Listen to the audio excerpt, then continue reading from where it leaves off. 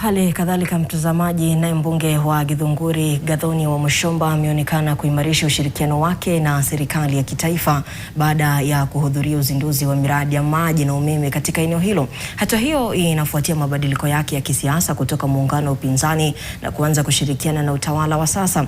Akizungumza katika hafla hiyo, wa Muchomba amewahakikishia wakazi kuwa uamuzi wake wa kushirikiana na serikali unalenga kuharakisha maendeleo katika eneo hili la Githunguri. Amesema siasa hazipaswi kuwa kikwazo cha wananchi kupata huduma muhimu kama vile maji na umeme. Katika uzinduzi huo, katibu mkuu wa Wizara ya Nishati Alex Wachira ametangaza kuwa serikali imetenga kima cha shilingi milioni 432 kwa ajili ya kusambaza umeme katika boma ambazo bado hazijaunganishiwa kote kaunti ya Kiambu. Stima zangu zirudishwe, mita ziwekwe. Unasema tuendelee namna hiyo ili stima zipatikane, ili maji ipatikane, ili barabara ipatikane, ili watoto wetu wasome.